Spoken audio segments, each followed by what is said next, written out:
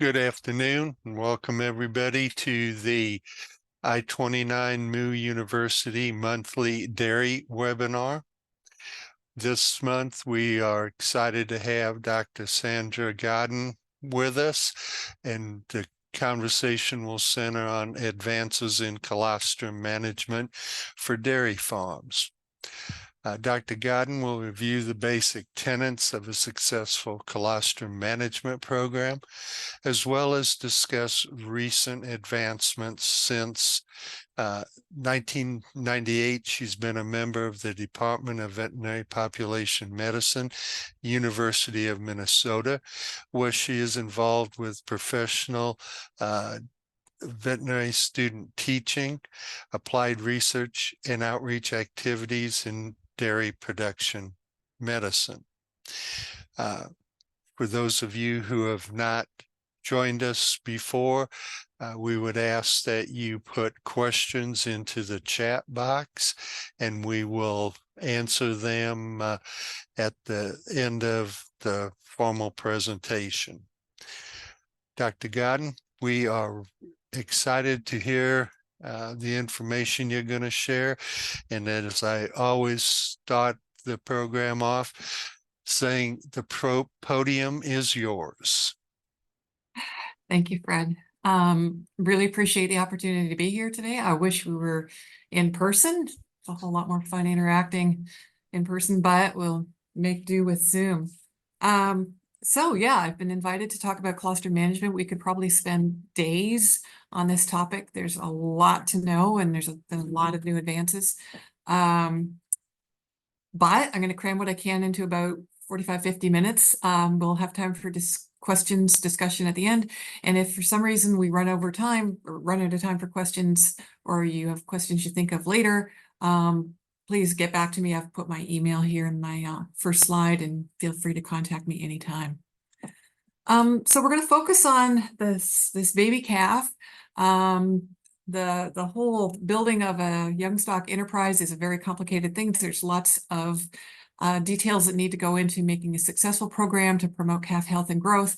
On one side, we've got maximizing immunity, and that includes colostrum, nutrition, minimizing stressors.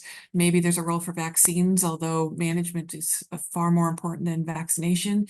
And on the other side of the teeter-totter, we've got to minimize infectious disease challenge. So that's our choice in how we manage housing systems, bedding management, ventilation, and sanitation. And today we're just going to focus on this one thing, colostrum. When I ask my vet students, why is colostrum important? They know the answer, you know the answer. It's because of the antibodies, right? Those immunoglobulins that the calf absorbs across the intestine into its circulation, and that's going to provide temporary protection for the first days, weeks, and months of life while the calf gears up and produces its own antibodies. And we measure IgG, immunoglobulin G, as our primary marker of whether we've achieved the successful transfer of passive immunity. However, it's important to recognize that colostrum just isn't about only those antibodies. There are hundreds of bioactive compounds, nonspecific immune factors, hormones, growth factors, all of which work to drive development, drive the immune system, immune regulation, gene regulation, and so forth. That's really important to the current and future performance of this animal. And we've got lots of extra nutrients packed into colostrum. If our saleable tank milk is, let's say, 12.5% total solids, colostrum is roughly double that. This is from a Holstein. 24% total solids or even higher. So we've got extra high levels of fat, proteins, certain vitamins and minerals. So there's a huge nutritional component that comes in with colostrum as well. So while we may default to measuring IgG in the blood as our marker for whether or not we had successful passive transfer, we have to remember that all of the benefits that come to the calf, it's not just the antibodies, it's the whole package, all these other things as well. So what are the benefits of achieving successful transfer of passive immunity? And very simplistically, I'm going to talk about this in more detail in a minute or two. We want a serum immunoglobulin G level of at least 10 grams per liter. And truthfully, we want it to be higher, but this is kind of our minimum for a pass. So we have many, many studies over the years that document benefits of achieving this. You all know, I know, there's reduced disease rate or treatment rates, reduced mortality rate, particularly in the pre-weaning and immediate post-wean period. But it's not just a question of getting that calf alive through to weaning and then you're in the clear. There are also many long-term, intermediate and long-term benefits. For example, improved rate of gain, feed efficiency. With that comes decreased age at first calving and increased milk production in the adult animal. And if we add up all of these benefits, there was one relatively recent meta-analysis that tried to put a dollar value on the cost of a case of failure of passive transfer. And they estimated it was on average roughly $70 US. And there was a margin of error around that estimate, or margin of confidence, excuse me. But I should note that this $70 estimate here is actually an underestimate because the authors of this paper only looked at the short-term costs, morbidity, mortality, and a little bit on growth. They did not factor in the long-term benefits. So in truth, the cost of failure of passive transfer is costing you much more than that. So if it takes 5, 10, 15 minutes to do a decent job delivering that first colostrum feeding to the calf to achieve success, it is 10 or 15 minutes that is well spent. You are going to be paid back many times over. Now, how are we doing as an industry in terms of achieving good passive transfer? The NOM studies run by USDA over the decades have looked at this question several times. So we've got data from 1991, 2007, and 2014.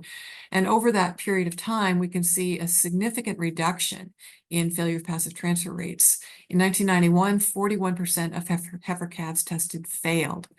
By 2014, that had dropped to roughly 14%. So we've made dramatic improvements across the industry. However, significant opportunities remain, and I'm going to talk about what our future goals are, or what our current goals are, and where you can act to achieve those if you're not quite there yet. So that leads us to the 5 Qs of colostrum management. How do we build a successful, comprehensive colostrum program? It used to be the 3 Qs, quality, quantity, quickness, and I definitely will touch on those. They are the cornerstones. But we've built in over the years an extra couple of Qs, one for bacterial contamination, we're calling that squeaky clean. And the last one, I'm actually going to talk about this first, is how to quantify or monitor your program. Like anything else, if we can't measure or monitor our progress, then we've got no ability to manipulate or manage it to do better. So I'd like to start with the monitoring question. Hopefully, some of you, or many of you, are already doing this on an ongoing basis, monitoring successful, what proportion of calves are successful in your herds. You may want to do this on an ongoing basis. That would be ideal. At the very least, you can do this on a case-by-case basis if you're investigating an outbreak, for example, a disease problem. Now, ideally, we would measure serum IgG in the calf in the first week of life and measure directly what its blood IgG levels are. However, unfortunately, there is no direct IgG test that we can apply on farm. It has to be done in a lab, and they cost a fair bit of money. So what we do is we default to indirect tests that are cheap and quick and easy to use on farm. One, for example, is the serum total protein, just by using a refractometer. This is some data, Minnesota data from some number of years ago, looking at the serum IgG level on the horizontal axis in the calf's blood and its relationship with serum total protein.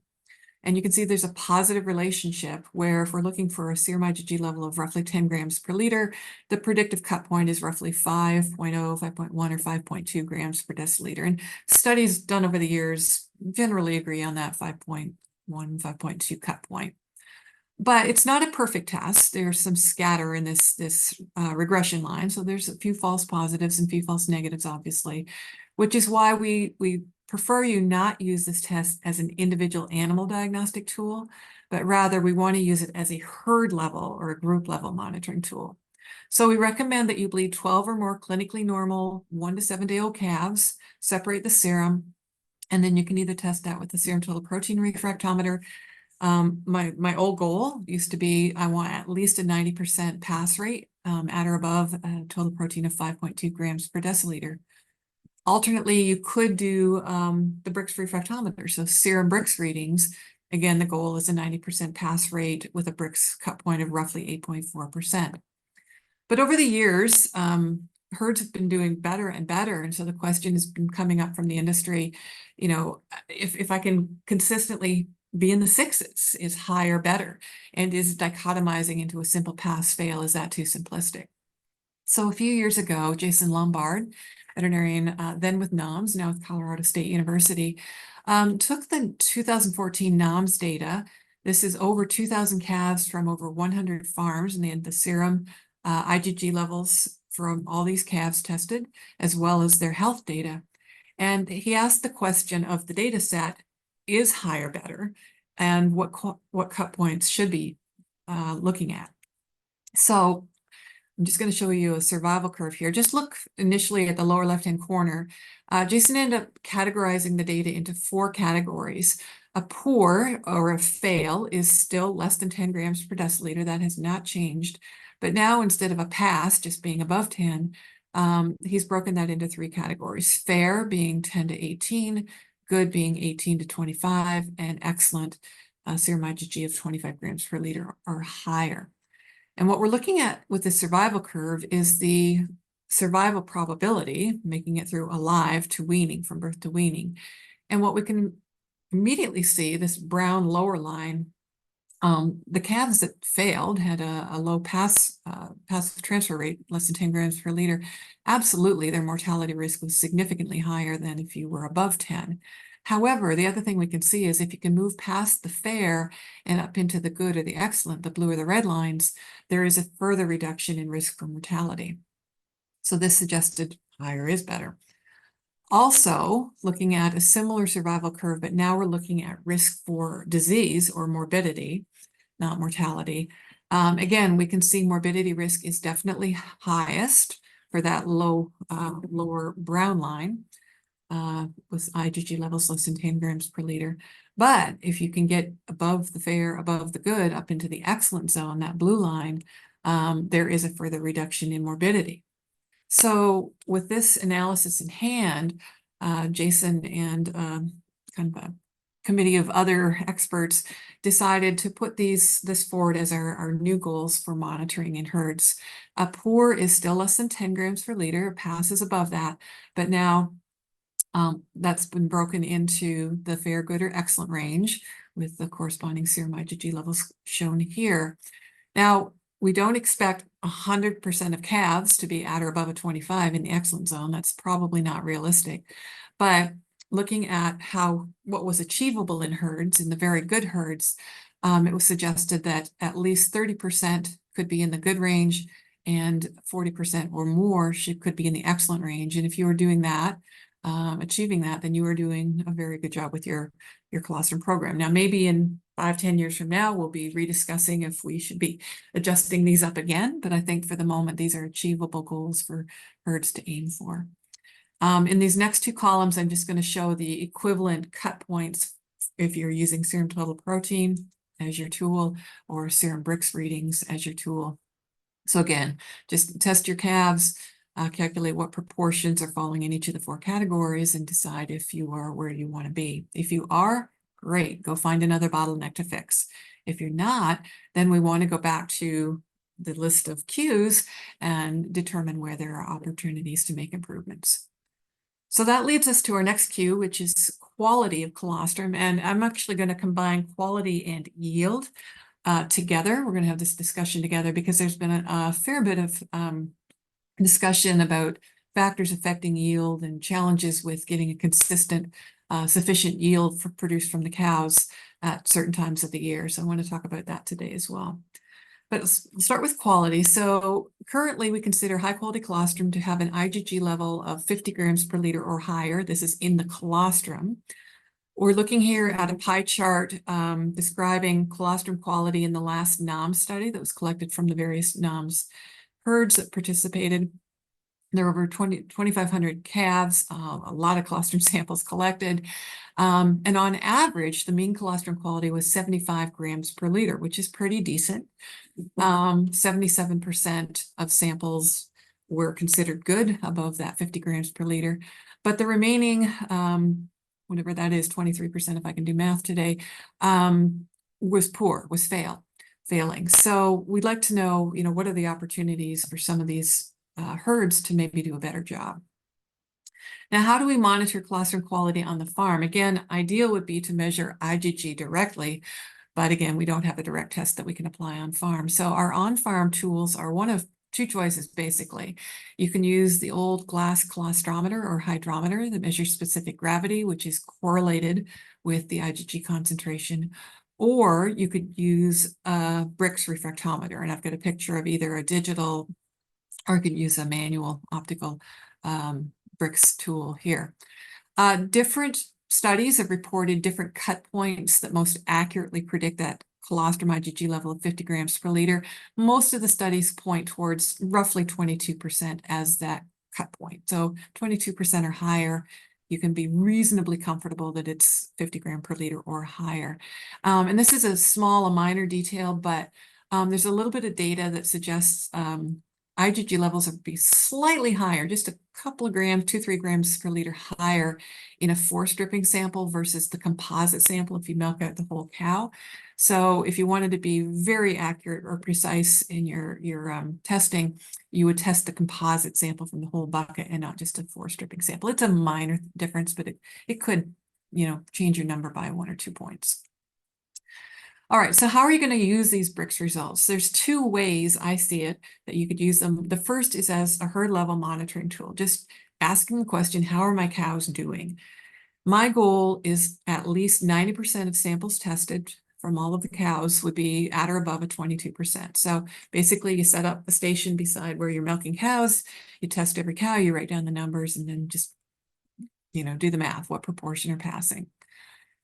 Just a little side note here, if 90% of your cows are at or above that 50 gram per liter cut point, then your true average, thinking about bell curves, your true average is going to be actually about 80 to 85 gram per liter. So 90% of samples will be above the 50, but your average is 80 to 85, which is really good. And if you were to do this testing and you're not achieving that 90% pass rate, then you want to go and figure out why and fix the management. The other way you can use these Brix results are to make calf level feeding decisions. So if you test a particular cow's aliquot or colostrum or batch colostrum, and it's high quality or low quality, then you can start to make feeding decisions like, will I feed this to a heifer or a bull calf, or maybe a more valuable or less valuable calf, although today bull calves are more valuable than heifers, whatever. You could make a first versus second feeding decision where the poor quality colostrum goes to second feedings. Or if you had poorer quality colostrum, you could decide to enrich it with a colostrum supplement. So there are lots of different ways you could manage that information to make feeding decisions as well. So either way, it's a useful tool. Now I want to get into some of the factors that affect colostrum quality and how we can manipulate it. This is some old Minnesota data, over 200 cows here from 12 herds.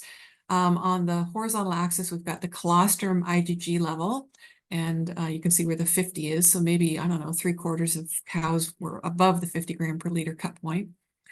And then on the vertical axis, you can see the calf serum IgG for the calf that was fed that particular aliquot of colostrum. And most of these cows were fed a gallon within a couple hours of birth. And you can see there's a, pretty predictable positive relationship. If we feed higher quality colostrum, more grams are introduced to the gut, more grams are going to be absorbed, higher levels achieved in the blood. So that's no shock. But what's interesting to me is look at the range or the variation in colostrum quality across these 12 herds. Some cows are doing miserably, failing, well below 50, and others are 100, 150 grams per liter, just awesome quality. So I think the question is, so what can we do to manage our cows to affect colostrum quality? Now, there are many factors that affect quality that we cannot manipulate or manage, like parity.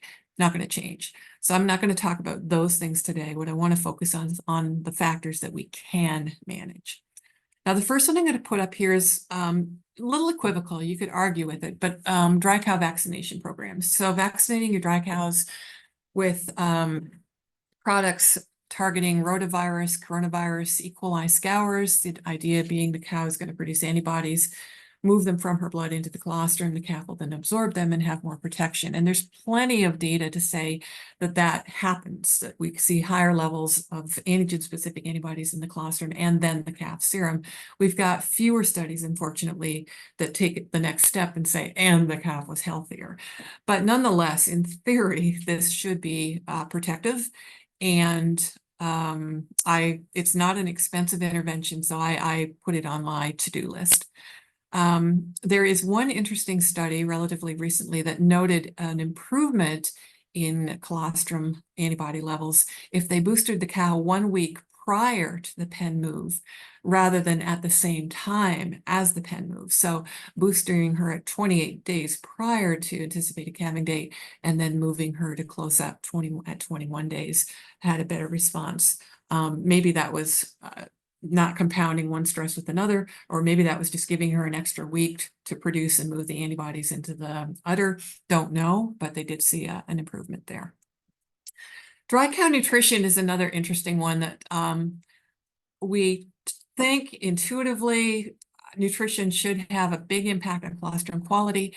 And the truth is you have to royally screw up nutrition to negatively impact quality. So I'm just going to say, hey, feed her a balanced diet, balance appropriately for the cow's sake, appropriate levels of energy, protein, vitamins, minerals, etc. Promote good dry matter intake, and we should be fine. I just don't want people, royally messing that up. Heat stress. Now, this is for real. We do see studies reporting lower colostrum IgG levels in the summertime, and I'm going to circle back to that and what we can do about that in a minute. But heat stress is real. Excessively short dry periods is real. So if the cow calves early with twins, that kind of scenario, certainly less than 21 days dry in total, she's going to have less volume and significantly poorer quality. And then this last point is important. Extended interval from calving to harvest.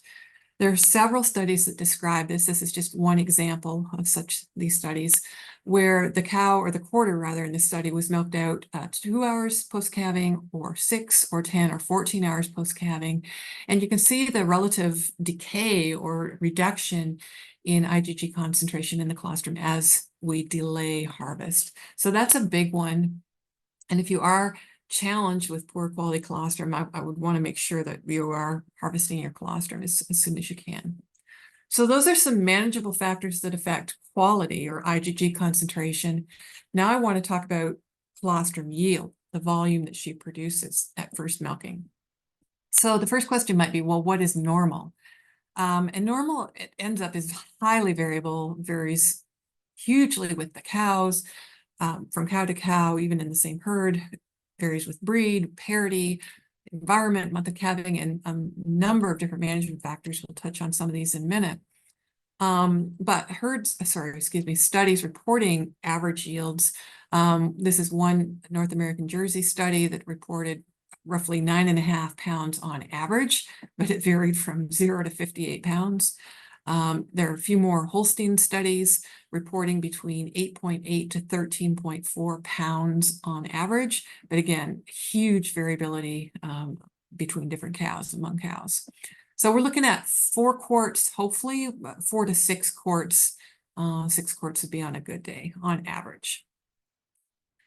So again, what are the factors that we can manage that affect colostrum yield? There may be factors that we can't manage, and I'm not going to waste our time talking about those, but what can we manage?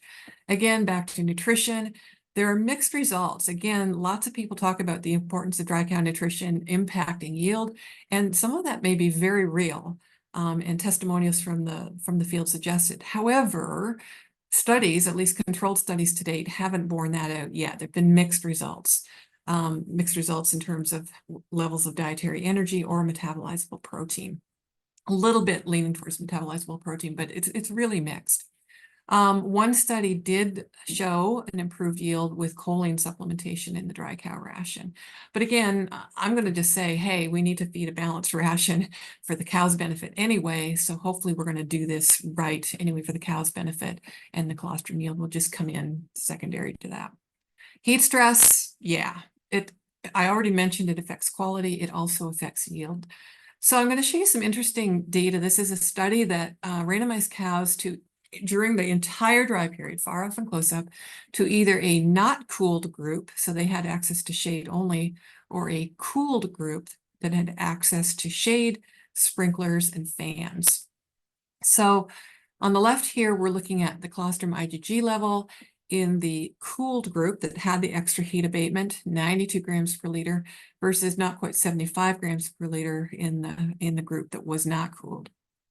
And on the right side of the graph here is colostrum yield. Cooled 7 kilos, not cooled 4 kilos. So if you are not providing heat abatement to your dry cows, please do so. It's going to benefit her in many, many other ways. Colostrum quality and yield is just one of the perks. Short dry period length. So I already said excessively short dry period length affects quality. Short dry period length also affects yield. A little more resilient, but still important. So one study here reported, and these tend to be observational studies, so they're potentially confounded by some other variables, but the observations are fairly consistent. Less than 47 days dry versus greater than 67 days dry. The short dry period had 2.7 fewer kilograms produced. Another study comparing cows with 30 to 40 days dry versus cows with 60 total days dry, roughly 2.2 to 2.6 kilos less colostrum produced if you had the short days dry. So we want to make sure we have an adequate total dry period length. And we also want to pay attention to days in close-up. So one study here, the relationship is weaker, actually in one study than the other. We've got two studies, but it looks like 10 days in close-up versus 21 days in close-up. Both studies reported less colostrum with the 10 days in close-up. The magnitude is a little more variable, 0.3 versus 2 kilos. But nonetheless, days in close-up seems to matter. And you all know days in close-up matters for many other reasons benefiting the cow and her future performance. So again, we don't want short days in close-up for numerous reasons. And then this last thing is really, really interesting, and it's the one we haven't got figured out yet. It's the month or the season of calving. Some herds have no trouble with this. Other herds sporadically from year to year will experience good colostrum yields in summer months and then deficit lower yields in winter months. And what we really don't have figured out yet, is this a photoperiod effect, or is this a temperature effect, temperature humidity index effect? Is it a combination? We really don't know yet. This is a Jersey study, Jersey herd in Texas, where the colostrum yield was weighed for every cow calving over a year. Then they looked at cow and other factors associated with the low yield. Low is defined as less than 2.7 kilos. And cow level factors included lactation length, short days dry, carrying twins, dam age, predictable stuff. But the other thing that was really, really interesting was the month preceding calving. So looking at this graph over here, the solid line that we see dipping towards week 48 to 51 is the colostrum yield. So let me interpret the axis. So calving week, so week 52 would be approaching New Year's Day. So 51 is like Christmas. So as in Texas, these cows approach the winter solstice, if you will, the yields dropped significantly, and then they climb out of it in the spring and summer again. Associated with that, the dotted line above is the temperature humidity index, so it gets colder in Texas in the winter, and the hatched line is photoperiod, so day length gets shorter. So we really don't know if it's a photoperiod effect or a temperature effect or both, but we know that there is an association with both in colostrum yield. Now, this study did not evaluate nutrition because it's one herd, one diet, so there's no ability to evaluate nutrition. So it's possible that, maybe there's a nutritional interaction here where colder cows are repartitioning energy to thermoregulation or other purposes rather than colostrum production. We don't know. However, this wintertime slump has been described anecdotally from the field many, many times, and the Gavin herd study describes it. There's another European study that described exactly the same thing, And a Michigan study more recently on 3 farms, again, described the same thing, a tendency or a real reduction in yield in the winter months. Now, if you are not experiencing this, great, good for you. If you know the secret, please share it. But a lot of people still struggle with this. So we've talked about factors that affect colostrum quality and yield. This slide now kind of tries to pull it all together. So what are the management strategies you can adopt, if not already doing it, that will enhance both?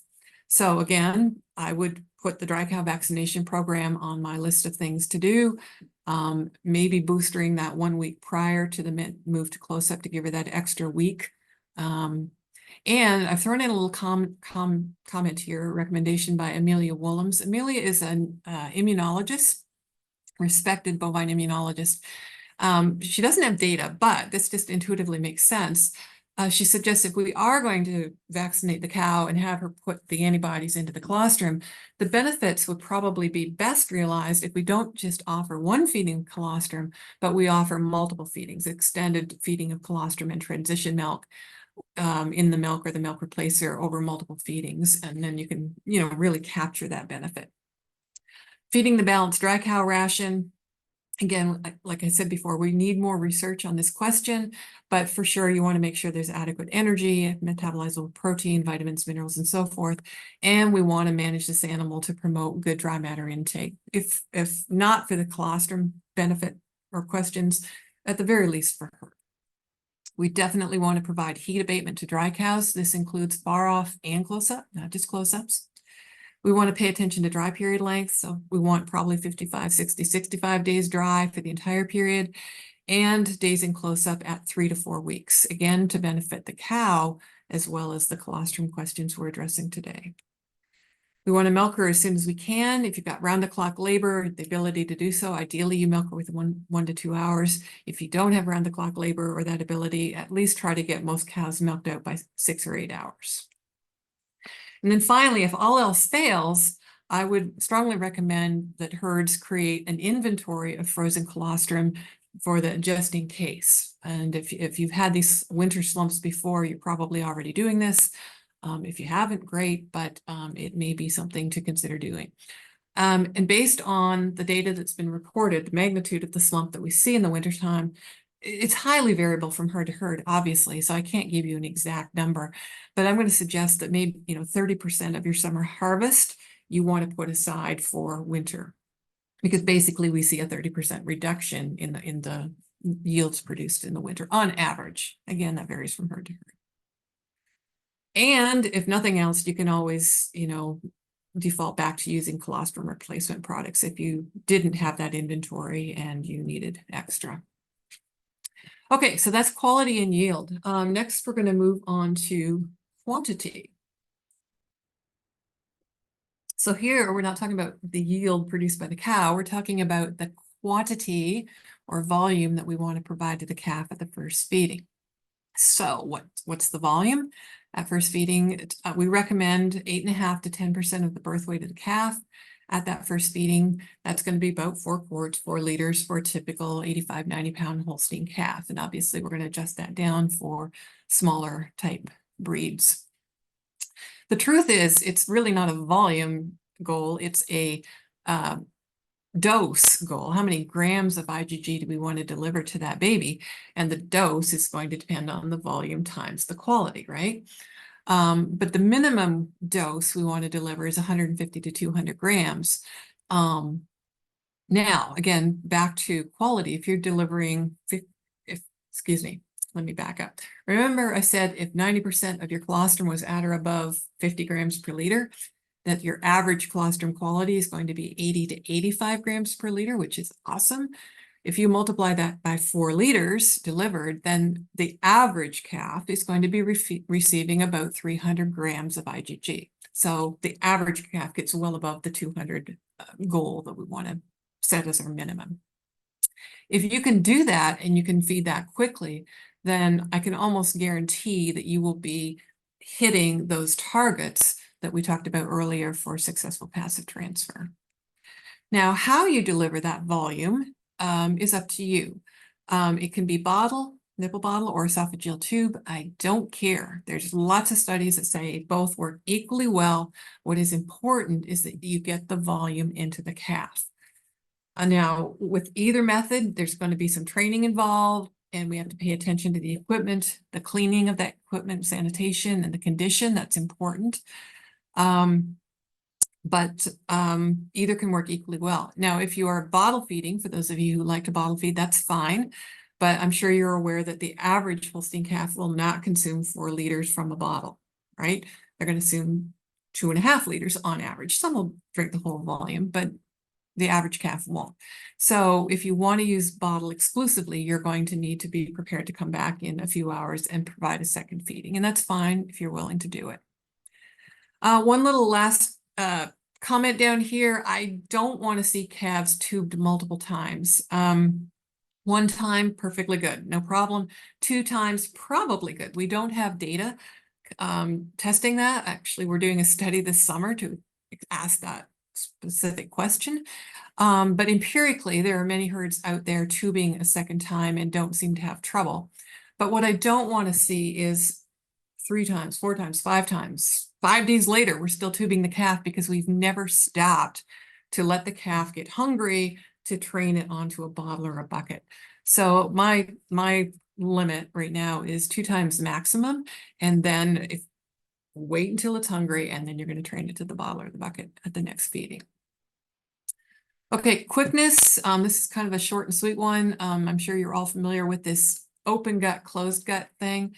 What we have here is a figure that depicts the efficiency of absorption of IgG. So if we put 100 grams of IgG, deliver that to the gut, this is the percent that is absorbed into the circulation. And on a good day, this will be 30, 35, maybe 40% efficiency of absorption out of the chute, this just born. But as we get older, as the calf gets older and the epithelial cells turn over in the small intestine, the calf loses the ability to move the antibody molecules across. So we call that process closure, and we believe it's done by roughly 24 hours, give or take. So that's our window of opportunity. So obviously, we want to feed this calf as early as possible. And if you've got 24-hour supervision, then the goal is to get the calf fed within 1 to 2 hours. If you don't have 24-hour supervision, then again, we're back to that 90% rule. Try to get 90% of calves fed within 6 to 8 hours, and you should still have a pretty decent program.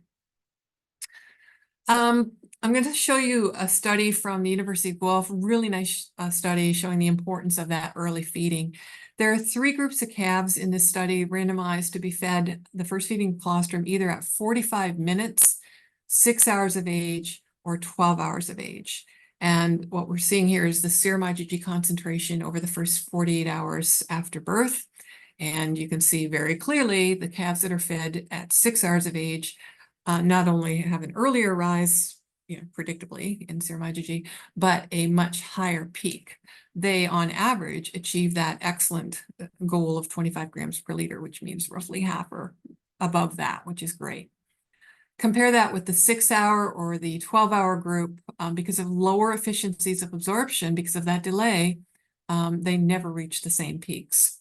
So, conclusion, shouldn't be surprising, delaying colostrum feeding even as much as 6 hours is going to reduce IgG absorption. So do what you can to get the calves fed that first feeding as soon as possible. Now, we've been talking only about the first feeding. I want to now just talk for a few slides about this question. Is there value to doing extended colostrum feeding or transition milk even after the gut is closed, even after it can no longer absorb antibodies into the circulation? And the short answer, as you probably all know, is yeah. And if you can practically implement this on your farm, I would encourage you to strongly consider doing so. I'm going to show you a few different studies that describe different benefits. The first one, calves were first all fed the same first feeding of colostrum, and then for the next 3 days, 72 hours, they were randomized to feed one of 3 different diets. One was a pooled heat-treated colostrum, so first milk and colostrum for 72 hours, 2 quarts twice a day. The middle group is a 1-to-1 ratio of colostrum and whole milk, so I think of this as transition milk. again, fed for 72 hours, 2 quarts twice a day. And then the control group was just fed whole milk, 2 quarts twice a day. Now, at 72 hours, these calves were sacrificed. What we're looking at here is the small intestine, the cross-section of the small intestine. And you can see the villi, the surface area of the absorptive capacity of this small intestine is significantly, obviously, better in the pooled heat-treated colostrum group, group A, or group B, which was the quote-unquote transition milk, as compared to the control group, just the whole milk. So, conclusion from this study, feeding colostrum or transition milk for 3 days definitely enhanced gut development, and probably with that immunity, although they didn't test that in this particular study.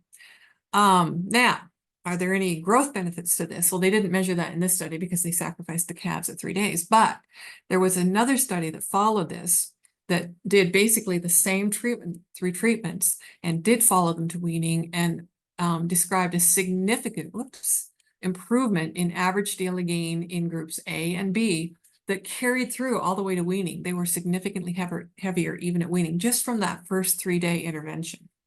So even if you can just do second, third feeding of colostrum or transition milk, for a couple of 3 days, there will be benefits to that. Now, what about really extending it? There have been several studies that have done extended feeding of either colostrum supplements or transition milk, supplementation of the milk or milk replacer diet for as long as 14 to 21 days.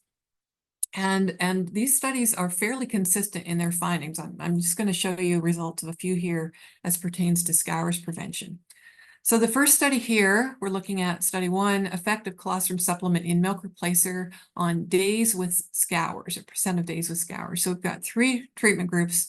The control group is getting milk replacer only, placebo group, and then the supplemented group, treatment group, is a milk replacer with 10 grams of IgG added to the milk replacer. And what we're seeing here is the percent of days with scours, this is days up to weaning, is significantly reduced in the supplemented group. Another similar study, only now we just have a control group and the supplemented group. So it's milk replacer supplemented this time with 32 grams of IgG. And they were fed for 14 days in this treatment, 100 calves per group. We're looking at the pre-weaning scours incidence. So we had not quite 2% of calves in the supplemented group develop scours versus almost 17% in the control group. And then finally, so those first 2 studies were putting colostrum supplement into the milk replacer. This third study is a waste milk, transition milk study.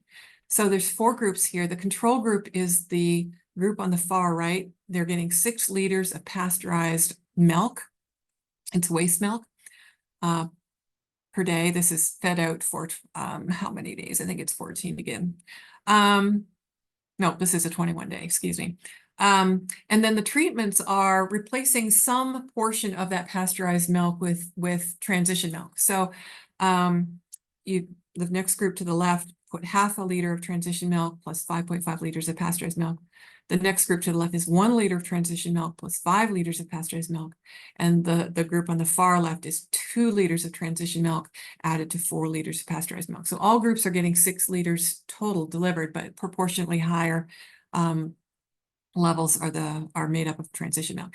And what we're looking at here is the duration of a scours event. So if a calf developed scours, how long did it last before it recovered? And you can see recovery is far more quick in the 2 liter transition milk group as compared to the control. So these are all really compelling, saying, hey, yeah, we're reducing the incidence and the duration of scours. These studies, I'm not going to show you the data, but some of them also looked at growth and reported improved growth. And one of them looked at respiratory disease and antibiotic use, and that was also significantly reduced in the supplemented diet. So bottom line is there is value to extended feeding of either supplements or transition milk in the milk diet. And if you can practically implement it on your farm, I would encourage you to do so. The obvious example is if you're feeding pasteurized whole milk already to all calves, let's put the transition milk into that pool and then everybody benefits. Okay, the last cue we want to get to is bacterial contamination or squeaky clean. So the consequences of microbial contamination in colostrum, there's two big concerns. One is we don't want to be feeding pathogens to calves, E. coli, Salmonella, Mycoplasma. Obviously, we don't want to feed that to a calf, especially a calf with an open gut that's more likely to be susceptible. But the other interesting phenomenon here is that higher bacteria counts in the colostrum have been associated repeatedly with lower serum IgG levels in the calves. So this is a scatter plot from one of our studies. There's over 1,000 calves here. On the horizontal axis is the log of the total coliform count. The vertical axis is the serum IgG in the calf that was fed that aliquot of colostrum. These are all calves fed 1 gallon, usually within 2 hours of birth. You can see there's a lot of scatter here for sure, but there is a significant negative relationship. So the higher the coliform counts in the colostrum, the less IgG is absorbed. So we want to feed clean colostrum. What's the definition of clean? I'm using Sheila McGurk or Sam Ledley's goals. Sam unfortunately passed a few years ago, but he was an awesome calf management specialist out of Attica Vet Clinic in New York. Anyway, if you're feeding fresh or raw colostrum, not pasteurized, the total plate count, if you were to culture it, should be less than 100,000. Coliform should be less than 10,000. And if you're heat treating or pasteurizing your colostrum, I want it cleaner yet. Total plate count should be less than 20,000. Coliforms less than 100. Now, how are we doing as an industry? And for real, we don't have a lot of big surveys, but this is probably the biggest survey to date. 67 herds from different regions around the country. They cultured 800 plus samples, and 43% of those samples failed, meaning they exceeded the 100,000 total plate count. So bottom line is there's a lot of herds out there that could do better, could clean up their colostrum. So if you were to do some cultures and you're getting higher counts, bacteria counts back than you desire, now the onus is on you to go find out where is that arriving from. So critical control points to reduce contamination. First of all, you want to look at the cow. Udder prep, are you doing a decent job with udder prep so we're not washing manure from the teat skin into the bucket with the colostrum? We don't let the calf suckle the dam so that the calf isn't eating little manure meals off the flank, off the teat skin, etc. If you know you're doing Johne's testing and you know a cow is positive or suspect, obviously we don't want to feed her colostrum, raw colostrum in particular, to a calf. And then finally, we don't want to pool raw colostrum. If it's going to be fed fresh or raw, you want to use a 1 cow to 1 calf rule. That way you're minimizing risk. You're not exposing multiple calves, you're only exposing 1 calf. The next place bacteria can arrive is through dirty equipment. So you want to look carefully at the sanitation, the cleaning of any equipment the colostrum comes into contact with from harvest to delivery to the calf. And the next is colostrum proliferation or growth during storage. And I'm going to spend a few slides talking about this one. So how do we avoid bacterial growth? One is just don't store it. Harvest it, turn around and feed it within an hour or two. The bacteria never get a chance to start multiplying. It's easy. But if you do want to store it, then you want to refrigerate it or freeze it as soon as possible. If you are going to feed fresh refrigerated colostrum, we don't want to keep it for more than 24 to 48 hours before it's fed. If it's frozen, you can feed it or keep it for at least up to 6 months. And then there is some research saying that preservatives like potassium sorbate can buy you a couple extra days of shelf life. So if you were refrigerating preserved colostrum instead of 24 to 48 hours, you could probably add another day or two of shelf life to that. We can also heat treat to reduce bacterial contamination, or we could feed replacers. I'm going to come back to that in a few more slides. But right now, I just want to talk a little bit more about that storage thing and just some basic tips on storage. The first being, we need to rapidly chill or cool that colostrum so that bacteria don't get a chance to start multiplying. And if we've got large volumes of warm colostrum, it can take a long time to cool that huge volume down. And that time gives those bacteria ample time to multiply. Above room temperature, they're doubling every 20 minutes, Sam Ledley used to preach. So we want to chill it as quickly as we can, get it down to at least 60 degrees Fahrenheit or lower, and then you can complete or finish the cooling or the chilling either in the refrigerator or the freezer. So Sam used to talk about you could chill it rapidly using the water bath method, for example. Here he's putting bottles of warm colostrum in a larger bin or bucket of iced water, cooling it rapidly, and then he can move it to the fridge or the freezer. The flip side of that could be the ice immersion method. Here, Sam used to put water into a clean plastic bottle, put the lid on, freeze it so it's like a massive ice cube. Or you could use clean ice packs. Either way, they both need to be clean, because what you're going to do is then immerse that massive ice cube in the bucket of warm colostrum and rapidly cool it down. And then again, it can go into the fridge or the freezer after that. And if you're heat treating, I'm going to talk about heat treating in a minute here, though. If you are heat treating, you want to program your equipment to cool it down, so at least 60 degrees or lower, before you bag it and store it. Don't turn it off warm, because then again, it takes a long time to just passively cool. Here's a tip from Dr. Bob Shelf. Bob is a consultant here in Minnesota with CapStart LLC. He's seen a lot. He's got a lot of really good information he can share. One little tip that Bob has seen is, see this picture of the fridge below and the freezer above you, your typical kitchen freezer. He has described problems with people storing frozen colostrum above and then trying to chill large volumes of warm colostrum below. The problem being, when you put the bucket of warm colostrum in the fridge below, first of all, it's an extended period of time to chill that down, so we're going to see bacterial growth in that bucket. But second of all, there's enough warmth coming off that it can thaw the frozen colostrum in the freezer above. So every day, or multiple times, however many times a week you're putting a warm bucket in that fridge, you are seeing freeze-thaw cycles of the frozen colostrum above. Concern number one, we're going to see IgG damage with multiple freeze-thaw sample cycles. And concern number two, something Bob has described, is you're going to get bacterial growth. And he described seeing high levels of Pseudomonas bacteria in particular. Opening the bag, and you get this stinky gas coming off the bag. Feed that, and you've got dead calves. So Bob's tip is, don't use this system. Avoid storing frozen colostrum above in freezers and trying to refrigerate or chill warm colostrum below. Just avoid that type of a system.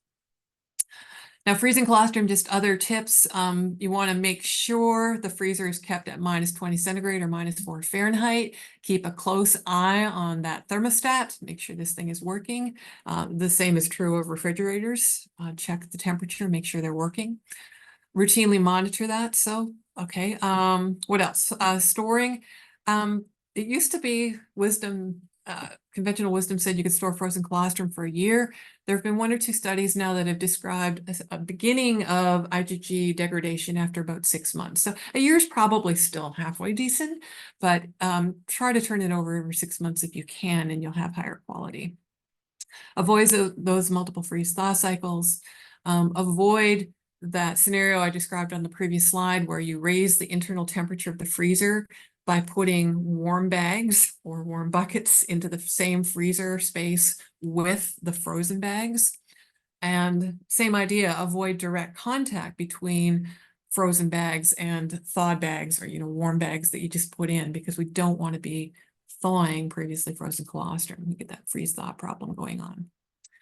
A couple more tips. Any of you who have tried to freeze 1-gallon jugs of colostrum know that's a mistake. It takes forever to thaw that puppy. So when you are freezing colostrum, freeze them in smaller volumes. The perfect udder system comes in 2, 3, or 4-liter bags. It's perfect in terms of smaller volumes, and the bag is designed to lay flat. So you've got more surface area, less depth of penetration the heat has to get through to both to cool and to thaw later that colostrum. And then when you are storing bags in the freezer, make sure they're dried. Separate them with racks, or the perfect udder system provides the racks. The ColaQuick system provides those cassettes to store them in. Or a tip from Bob, you could put parchment paper, pretty cheap. I've got it in my kitchen. Just put a layer of parchment paper between bags to prevent them from freezing together. Also to prevent them from rubbing against one another, because we know you can actually tear these bags, and then when you thaw them, they leak, and that's really frustrating. Thawing colostrum, don't microwave it. We get uneven heating and IgG loss. What else? So we're going to thaw this in a warm water bath. For sure, it has to be under 60 degrees centigrade. Otherwise, you are definitely going to cause IgG damage when you thaw. But the truth is you want to keep the water bath temperature much lower than that. And Bob, and I agree, it makes perfect sense, suggests the water bath be less than 115 Fahrenheit. The reason for that being, we don't want the thawed colostrum to get too hot so that when you tube it, you scald that poor little cat's gullet, right? So it has to be cool enough to be safe to tube or bottle feed. Otherwise, we're going to create injury to the calf. And then feed it at 95 to 105 Fahrenheit. Okay, a couple more points, then we'll wrap this puppy up. Heat treating. Basically, we're taking a batch. It's collected, it's refrigerated, and then once or twice a day, depending on volume, you're going to run it through a batch pasteurizer, 60 degrees centigrade or 140 Fahrenheit for 60 minutes. Hotter than that, and we will start to damage IgG. So make sure your temperature calibration is precise. Then we're going to put it in clean, disposable containers, refrigerate or freeze it, and then warm and feed later. You can, instead of using a batch pasteurizer, you can pasteurize in individual bags, floating them in a batch pasteurizer in water or milk. That works equally well to the batch or vat approach. Also, Dairy Tech has the little Matilda unit where you can put individual bags in a hot water bath and both pasteurize and then later thaw and warm those individually. So for smaller herds, this little system might be what you need. We do see reduced morbidity in calves fed heat-treated colostrum versus raw fresh colostrum. This is one of our earlier studies where we saw a reduction in scours incidence and overall morbidity if calves are fed heat-treated colostrum. Now, does this mean everybody needs to pasteurize or heat-treat the colostrum? No. What it means is that there's value, a benefit of feeding clean colostrum, and heat treating is just one way to get there. If you can get there through all the other things we've already talked about, yay, good for you. But in many herds who have challenges collecting, feeding clean colostrum, and or they've got endemic diseases they want to control, Mycoplasma, Salmonella, Ionis, and the like, then heat treating may be an option for you. Last point, replacement products. They tend to be expensive, but sorry, I'm just skipping through here because I'm running out of time. Probably everybody needs a few of these bags on the shelf for the just in case, unless you do have a good supply of maternal colostrum frozen. They're just really convenient to mix and feed. Yeah, I don't have a lot more to add about that. Basically, I would say mix in water according to label, unless there's research that's saying it's safe to add directly to maternal colostrum. And last point on replacement products, dose matters. If we wanted to get a minimum of 200 grams of IgG from maternal colostrum into a calf, we want to do the same with a colostrum replacement product. A lot of these products have smaller doses, 100 grams in the Land O'Lakes bag. So this is a study where we fed one dose, dose and a half, or two doses of the Land O'Lakes product, 100 grams, 150 grams, and 200 grams. And you can see, there's a predictable improvement in serum IgG as we feed the higher dose. Now that costs more money, obviously, but if you're risk averse, if this is a valuable calf, you may want to consider feeding a higher dose. All right, so those are the critical control points to reduce contamination. Do the motherhood and apple pie stuff first in terms of collection, sanitation, proper storage, and then heat treating and replacers are additional tools that may be useful on a lot of farms. So just to wrap this up, colostrum is a cornerstone for successful calf rearing. Many herds still have a huge opportunity for continued improvement. And that leads us to the 5 Qs and some of the goals and recommendations that I've been talking about today. And I understand from Fred that you can have access to this later. If for some reason you can't, just drop me an email and I'll send you this PowerPoint later. Fred, there's that. Sorry if I went a little long, but I'm happy to stay for as long as you want to answer questions. Or like I mentioned earlier, I'm happy to answer questions over email later. Well, thank you very much. And we did collect some questions. For producers that are using a colostrum replacer, can you go over the key things that they should be looking for on the label? Yeah, and I apologize. I skipped through that slide pretty fast. So I'm just skipping back to that slide. There's a pile of products out there commercially available in the US and around the world. For replacer, I want a minimum of 100 grams of IgG. And like I've already said, truthfully, we want to feed a higher dose than that. I want to look at the source of the Ig protein, the globulin protein that's in the bag. Is it lacteal derived, like spray dried colostrum, or is it serum or plasma derived? My personal bias looking at our research and others is I prefer the lacteal derived products. They absorb better. So I would go for that. The other consideration is, are they USDA licensed, approved, or not? Because in the US, we've got both. The USDA approved, they're going to have a little label, something on the label that indicates that. All that means is that there's been quality control, quality assurance, for safety, efficacy, guaranteed passive transfer rates, et cetera. That's going to be guaranteed with the USDA licensed products. It's not going to be guaranteed with the non-licensed products. That is not to say that the non-licensed products are inferior. It's just that you don't have that guarantee. So I would look for those types of things. And then the dose, and then figure out what you want to feed for your dose. Oh, one other comment. Didn't put this on the slide. If you are measuring serum total proteins to monitor transfer passive immunity in your calves, which we talked about 50 minutes ago, the cut points that apply when we fed maternal colostrum don't necessarily apply when you're feeding a colostrum replacement product. The reason being, many of these products, in the manufacturing, they have monkeyed with the composition. They've extracted certain nutrients or added certain things. The composition is no longer the same, which means a 5.2 gram per deciliter total protein goal from feeding maternal colostrum might not be the same, but we might need a different cut point. So monitoring passive transfer becomes a challenge when you feed replacement products because we often don't know what cut point we should use. So you might have to send samples off to a lab and have IgG measured directly if you want to know that. There. Okay, next question. If you're feeding the first feeding and you achieve your colostrum feeding, should you feed a second feeding? And how many feedings pass in to get colostrum in the calf? So there is definitely value to a second feeding.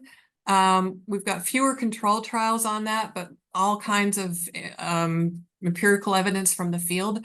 And so if you can incorporate a second feeding into your program on your farm, I would encourage that. After the second feeding, like a third feeding or beyond, the gut may be closed now, so we may not be getting an appreciable bump from a third feeding in your serum IgG levels. But like we talked about earlier, you're still going to have benefit from the local immunity in the gut and from effect on gut development and promoting growth, just the local immunity. So extended feeding is valuable for those reasons that we talked about earlier. I have a question that states SCCL has been pitching that colostrum should be enriched with colostrum replacer up to 28% bricks with a goal of 300 grams. Do you have any experience feeding those kind of high total solids colostrum? Yeah. First of all, a comment on the goal being 300 grams. I mean, if you want higher levels of passive transfer, you're going to need to feed a higher dose, and this would be one way to get there. Another way to get there is just manage your cows for higher quality colostrum, which we talked about.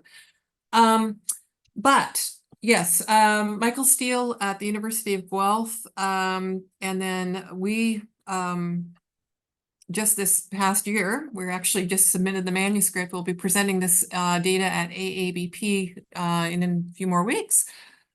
We've both done studies where we were enriching moderate quality colostrum with one type of a colostrum replacer or another. We use different products in the two different studies, dumping it straight in and, so therefore bumping up the total dose delivered to the calf.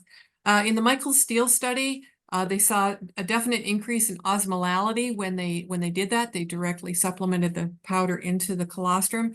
They did not see, let me back up here. They didn't see the bump in serum IgGs that you would expect if you just did the math on the dose delivered. Something happened when you spike colostrum into the spike the replacer into maternal colostrum.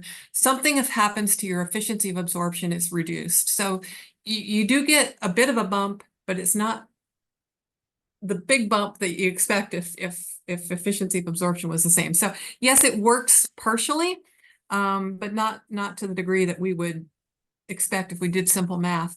But the osmolality question is really different, or interesting. There are some concerns, we might hypothesize with high osmolality, this is over 500 milliosmoles per kilo, that we might see, I don't know, problems with the calf, bloat, intestinal motility disorders, what have you. The STEEL study did see reduced gastric emptying, abomasal emptying rate, but they couldn't tie it directly to the osmolality. So in his study, it was kind of nebulous. Osmolality, they couldn't say that was a problem. And in our study, so this is a sneak peek at what you'll see at ABP, we did two approaches. We did the direct supplementation, so that definitely increased the osmolality above 500 milliosmol in one group. In the other group, we actually reconstituted in water first, then we added it to the colostrum, so the osmolality was safe or biologically normal, down around 350. And we saw no negative impact of the higher osmolality as compared to the normal osmolality mixture. So at least in those two studies, we, at least with osmolality sitting between 500 and 600 milliosmol, we have not definitively identified any concerns with that. That's one colostrum feeding, however. Please don't extrapolate that to say that high osmolality is going to be safe in milk replacer or milk diets later, because we know it's not. We know that we can create some significant gastrointestinal problems later with high osmolality milk diets, milk or milk replacer. Very good. I see my partner from Minnesota, Jim Sulphur, has a question. Jim, why don't you go ahead and unmute and ask the question? Hey, Jim. Hi, Sandra. Sandra, do you have any comments on all these colostrum management systems like Perfect Udder, some of those examples? I mean, farms, they've really caught on, and I think people really like them. Do you just have any comments? Yeah, I like the systems. So my experience has been with Dairy Tech and the Perfect Udder system. I think it's really, really smart. They've done a lot of work, and Bob Shell is on, maybe he can comment too, because he's works with this system every day. I don't, but I really like it because one, the development of the bag, how it's engineered to affect rapid transfer of heat, so rapid cooling, rapid heating, excuse me. It's flat, which also expedites cooling and heating. You can attach a tube directly, so it's really convenient to feed. But the biggest perk is that you're putting your colostrum, which hopefully you've harvested clean or you've just cleaned it up in the pasteurizer, you're putting it into a clean receptacle and storing it in the clean receptacle. And therefore the shelf life should be really, really good in this system. So I like this system for all of those reasons. Sometimes in the back of my mind, I think, oh, we're creating more waste. Can we recycle these down the road? Probably not. Maybe one day we'll get there, but that would be the one downside. Nicole is asking, what is the best length of light time per day in far off and close-up pens for maximum colostrum quality and volume? So what should dry period length be? Is that the question? The light time per day. What's the photo period. Okay. Yep. Got it. There is no good answer to that question. The observational data that I showed you earlier would suggest that a short day length is harmful to volume. It doesn't affect quality, but it's harmful to volume. But on the flip side, controlled studies show where they put cows in a controlled environment and gave them a short, like an 8-hour versus a 16-hour day length, they either saw, well, most of them saw no impact is the bottom line, or a longer day length. Yeah, well, most of them saw no impact. If anything, the longer day length is better, but that runs counter to other research that says a short day length is preferred because a cow in the dry period with a short day length makes more milk. And so I was reading a really nice review, and some of you may want to look this up, by Sabine Mann, published in Journal of Dairy Science just recently. It was a review of factors affecting quality and volume, yield of colostrum produced. And basically, they reviewed all the literature, and they decided that even though a longer day length in the dry period, like towards the 16 hours, might be beneficial for yield, it's mixed results. And we've got so much evidence saying that a short day length is beneficial for milk production in her upcoming lactation, that the lactation performance trumps the colostrum question. So basically there's that. And then the last consideration is, well, can we manipulate it anyway? You know, basically you're in most barns we're at the mercy of the season and natural photoperiods, so I wouldn't worry about it. We've got a question in the pasteurized milk transition milk study.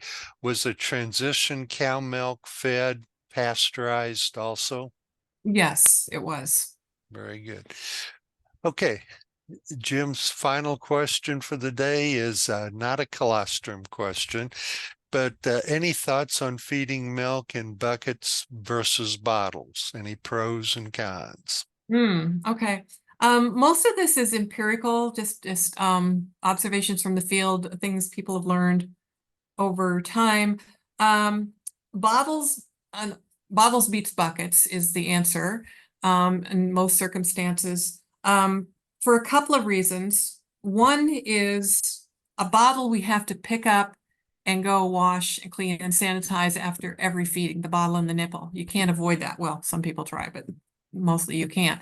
Whereas we all know buckets get left out maybe for 60 days and never get picked up and cleaned. So buckets are more likely to build up biofilm, which is going to contaminate the milk or milk replacer that we're feeding, which is obviously a risk for scours and other problems. So bottles should be easier to keep clean. The other, and this is less well described, this is testimonials again. You're probably all familiar with the concept of a rumen drinker calf, the calf that's 10 days old, healthy, doing great, drinks its milk meal this morning, and this afternoon it's down, bloated, and dying, clostridial enteritis, or abomasal bloat, that kind of a problem. This one theory goes that bucket-fed calves that are really hungry, that will aggressively consume that milk, they just suck it back in seconds, and because of how rapidly they're consuming it, it spills over from the esophageal groove, spills into the rumen, sits there and ferments, produces gas, and then creates this sick calf. So it's the speed with which the calf just slurped back its milk from the bucket that is the problem. So by converting to a bottle, we can force them to slow down their consumption. And yeah, basically they're going to drink their meals slower and hopefully avoid that rumen drinker scenario. I don't have any data, no controlled studies, but testimonials from at least a couple of Minnesota producers whom I trust, who are very observant people. When they moved from bucket to a bottle, they noted a reduction in these types of problems. Not an elimination, but a reduction. So there might be some advantages to bottles. Thank you, and I'll give the last question for the day. Early in the presentation, you mentioned some benefit to choline supplementation. Can you give just a little bit more? What are we looking at for, how much supplementation?